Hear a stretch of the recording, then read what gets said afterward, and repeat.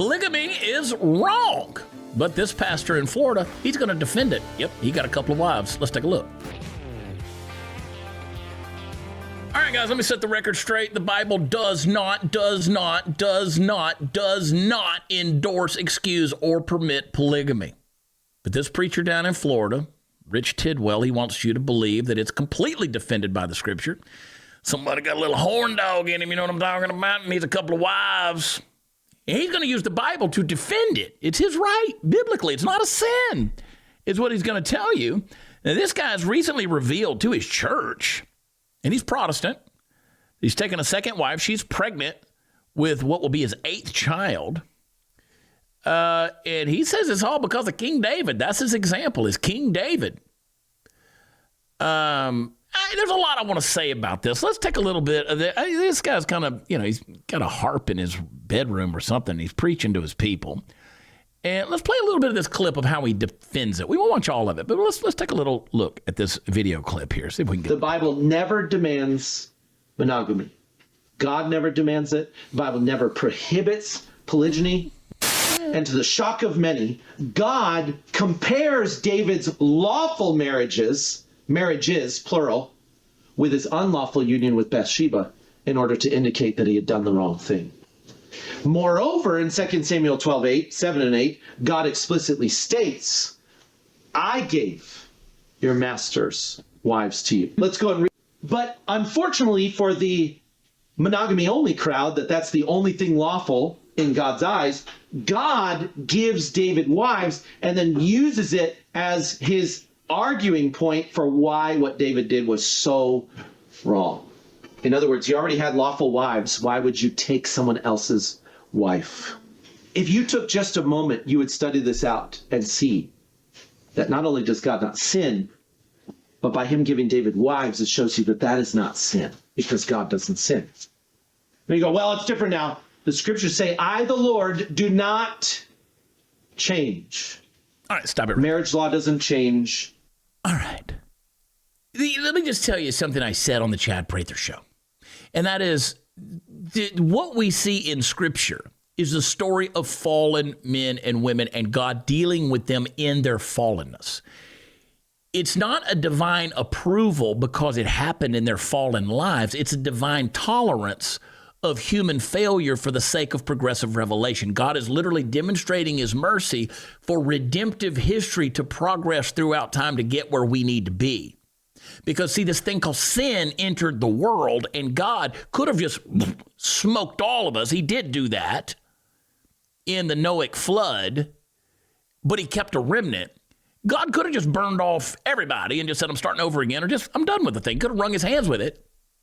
But when you read about this in the Bible, in the Scripture, which is what Tidwell here is trying to use, there is one position of God's heart. See, I'm not talking about the rebellious heart of man that God has been merciful towards. There's one position of God's heart, one man, one woman, one covenant.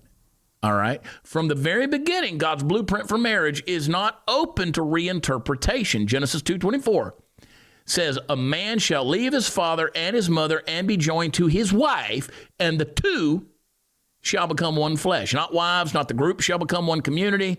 The two shall become one. Now let's go back to Tidwell here for a second, if we can pick it up where he was, and let's play a little more of the clip. Let's listen to his.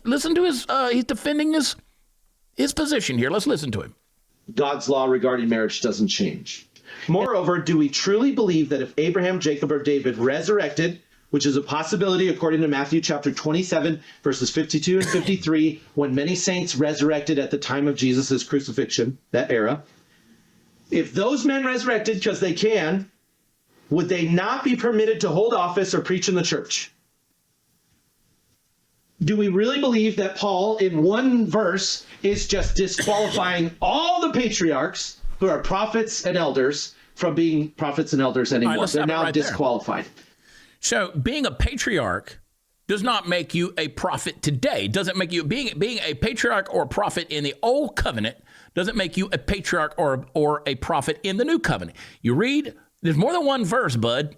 A whole lot more. You go to Ephesians chapter 5, Ephesians chapter 4, talking about the fivefold ministry, talking about God has given pastors and teachers and evangelists and apostles and prophets to equip the saints for the work of the ministry. This is a whole new covenant we're talking about here. No, David wasn't a pastor. He was a king. No, Abraham, he was a savage nomad. Hey guys, we're going to get right back to the video, but before we do, I want to remind you that when inflation jumps and you hear that the national debt is over $37 trillion, do you ever sit back and think maybe now would be a good time to buy some gold? Whether it's a hedge against inflation or peace of mind during global instability or just sensible diversification, Birch Gold Group has every American covered where you can be backed by physical gold.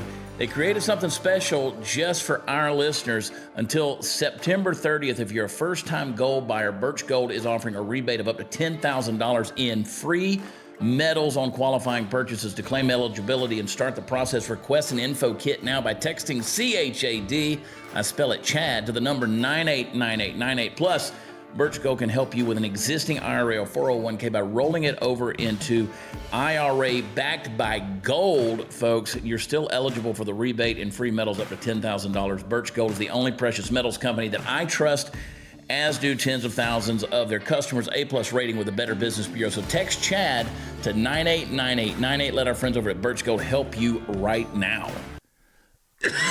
Living thousands upon thousands of years ago. No, we're not equating that to the structure of the New Testament church. Listen, when Jesus himself, we're not talking about David or Abraham or Moses here.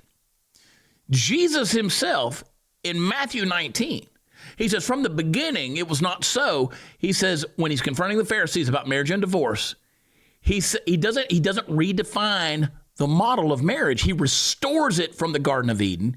He brings it back to Eden's order, and he says that a man will leave his mother and a woman will leave her mother and father, and they will cleave together.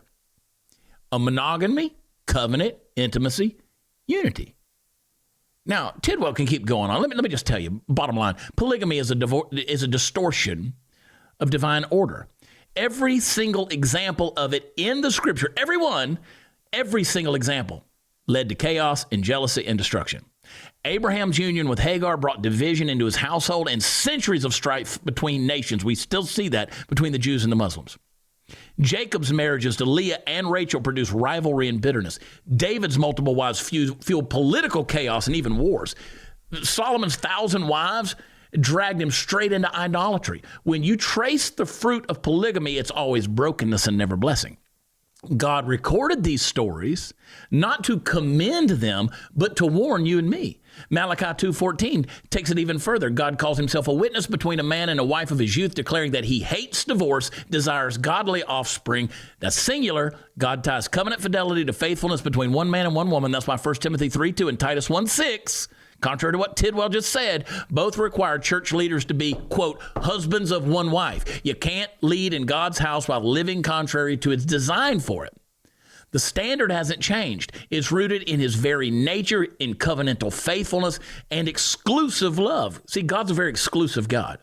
That's the heart of it. Marriage is the picture of Christ and the church. Ephesians 5 says the husband is to love his wife, singular, as Christ loved the church, not churches, not wives. There's only one bride. The love of Christ is singular, sacrificial, and exclusive. To practice or promote polygamy or polygyny, as he keeps saying, is to corrupt that picture. To claim Christ can love multiple brides equally and covenantally, which is heresy. Let me ask you a question. What about polyandry? Can a woman have multiple husbands? I would love to hear what Tidwell has to say about that. Can she? Can she? You say, well, that's nowhere in Scripture. You don't know that. You don't know that that's not happened in human history. Has it happened in human history? Has God allowed it, or did he smite them dead right there in the moment that they did it? No. In his mercy, he allowed them to do it because people do things sinfully that violate the will of God, and God still in his mercy lets them live. But there's still going to be consequences. And yeah, men in Scripture had multiple wives, but that's a record of what happened, not a record of what was right. God tolerated it in a fallen context, but he never endorsed it. The law in Deuteronomy and the warnings of the prophets reveal his mercy towards human frailty, not his blessings on their disobedience. The pattern throughout Scripture is consistent. Every time a man multiplies wives, he multiplies sin, conflict, and heartbreak. So the Bible's witness, unified from Genesis to Revelation. Covenant love is exclusive. Faithful is permanent. Polygamy violates all three. So the first marriage in Eden sets that model. The last marriage, which is the marriage supper of the Lamb in the book of Revelation, seals it. One groom, one bride, one eternal union. And to argue otherwise, you're having to twist the Scripture so bad to fit your own fallen sinful nature. You mistake a narrative for a norm, and to reduce covenant love to carnal indulgence, dude, stop. The God of the Bible doesn't share his bride, and the man of God should never share his either. Period. End of story. Come on the show, Richard, and we'll deal with that. But look at the confusion he's created. He's now got a new wife, pregnant with an 8th child. You don't just walk away from that. You've literally covenantally engaged in sin for the permanence of your life, and you're using the Scripture to justify it.